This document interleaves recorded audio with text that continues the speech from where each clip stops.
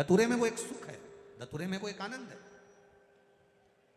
पंच पुष्प में पहले नंबर का पुष्प है पारिजात का पुष्प, दूसरे नंबर का पुष्प है, बोलते जाओ ले लिए, कनेर का पुष्प, तीसरे नंबर पर पुष्प है शमी का पुष्प, चौथे नंबर पर पुष्प है मंदार आकड़े का पुष्प, और पांचवें नंबर पर जो पुष्प है वो है धतूरे का पुष्प। अब इन पुष्पों के अलावा भी कई पुष्प देव अधिदेव महादेव को चढ़ते हैं, उनका एक अलग अलग नियम है, पर पंच पुष्प जो पूर्ण तरह से सुख देने वाले, आनंद देने वाले, जो सहजता में आपको मिल सकते हैं, ये कहते हैं पार्वती याद कर।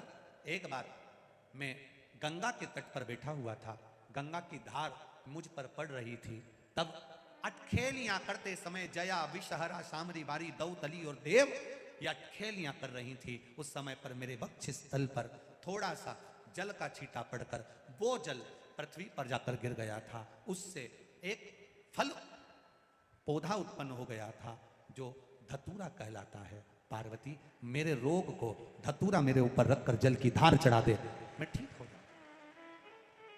एक धतूरा और धतूरे का फूल,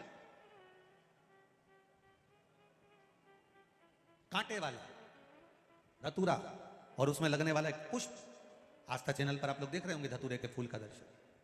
धतूरा और धतूरे का पुष्प, छोटा सा पौधा है, ज्यादा बड़ा नहीं है, कांटा लग रहा है, धतूरा लग रहा है, और उसमें भी साधारण धतूरा नहीं, जिस धतूरे के नीचे की डंडी लाल कलर की होती है, अगर वो सोमवार की अष्टमी को देव अधिदेव महादेव को समर्पित करी जाती है तो उसके घर में कभी संपदा की कमी नहीं होती है। वो धतूरा है, साधारण नहीं है। धतूरे में भी लाल डंडी, जैसे धतूरा गोल होता है उसके नीचे छोटी सी डंडी, देखा है आप लोगों ने? अरे देखी कि नहीं देखी बोलो? धतूरा देखा है ना? धतूरे के अंदर एक नीचे छोटी सी डंडी होती है, जब तोड़ोगे तो वो डंडी का कलर अगर लाल है, वो डंडी का कलर अगर लाल है, और कभी हम तो कहेंगे जैसे बड़ी बीमारी जिसको हो जाती है, लीवर किडनी कैंसर आदि आदि बड़ी बीमारियों से जो जूझ रहा होता है, प्रयास करो, प्रयास महामृत्युंजय का जाप कर कर, महामृत्युंजय का स्मरण कर कर, एक लाल डंडी का धतूरा प्रयास करना, एक धतूरा मिल जाए या 5 धतूरे मिल जाए किसी भी एकांतेश्वर महादेव पर, जो शिव मंदिर एकांत में हो, जहाँ कोई जाता आता नहीं हो। वैसे तो अब बहुत मुश्किल है कि ऐसा मंदिर मिल जाए जहाँ कोई जाता आता नहीं हो, पहले की बात दूसरी है, अब बात दूसरी है। फिर भी कहीं आप रोड पे से निकल रहे हो, एकांतेश्वर महादेव अगर आपका दिख जाए, बहुत बीमारियों से ग्रसित हो, तो भी महामृत्युंजय जाप का स्मरण कर कर, या किसी विद्वत ब्राह्मण जन से महामृत्युंजय मंत्र का जाप कराकर, या भगवान शिव के मंत्र का जाप स्वयं कर कर, वो भी ना बने तो पंचाक्षर मंत्र नमः शिवाय, षडाक्षर मंत्र ओम नमः शिवाय, या श्री शिवाय नमस्तुभ्यम जप कर वो लाल डंडी का धतूरा 5 एकांतेश्वर महादेव को आप समर्पित कर सकते हो। रोग थम जाएगा, जो दवाई खाओगे वो शरीर को लगना प्रारंभ हो जाएगी और आप स्वस्थ होना प्रारंभ हो जाएंगे। अगर बड़ा रोग है, एकांतेश्वर धतूरे का फूल, ये तो धतूरा के बात आ गई। अब धतूरे का जो फूल होता है, धतूरे का जो पुष्प है, उसको 2 जगह पर समर्पित किया जाता है, 2 जगह। एक धतूरे का पुष्प जहां भगवान शंकर का जल चढ़ाने जाते हो, पूजन करने जाते हो, स्मरण करने के लिए जाते हो, वहां अशोक सुंदरी वाली जगह पर धतूरे को, फूल को समर्पित किया जाता है। एक दूसरे नंबर का धतूरे का जो फूल होता है, 2 फूल जब हम समर्पित करने जा रहे हैं, तो एक अशोक सुंदरी वाली जगह पर फूल का जो मुख होता है,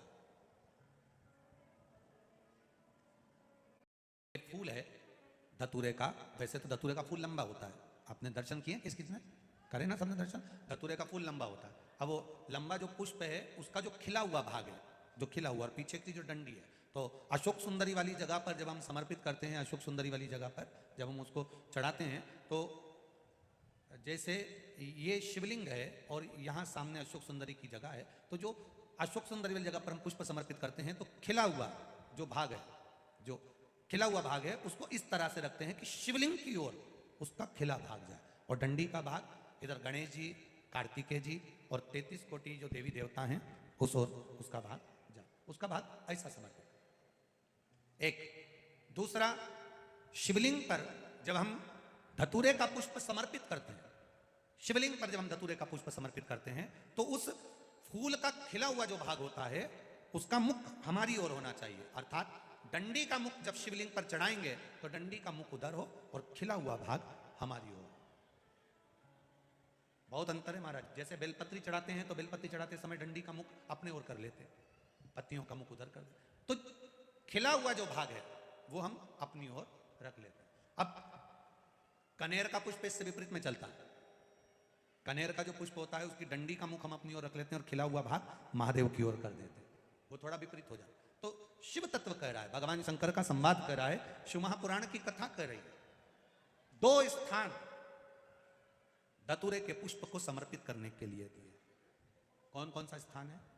जम के बोलो, पहला जम के बोलो, अशोक सुंदरी के स्थान पर खिला हुआ भाग कहां होना चाहिए? महादेव की और डंडी का भाग जहां 33 कोटि देवता हों, गणेश जी कार्तिकेय हों, उस ओर।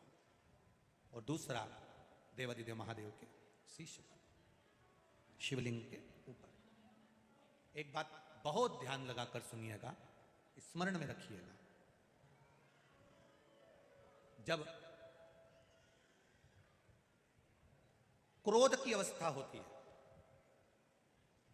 क्लेश की अवस्था होती है, अशांति होती है, तब धतूरा शिव जी को चढ़ाकर 1 लोटा जल अवश्य चढ़ा देना चाहिए। लगभग 20 से 25 मिनट लगते हैं, पर अगर हमने दिल से धतूरा चढ़ाया और 1 लोटा जल धीरे धीरे धीरे धीरे देवादिदेव महादेव को समर्पित करना प्रारंभ करा तो घर में से क्लेश, अशांति, क्रोध अपने आप धीरे धीरे शांत होना प्रारंभ हो जाता है। धतूरे में वो एक आनंद।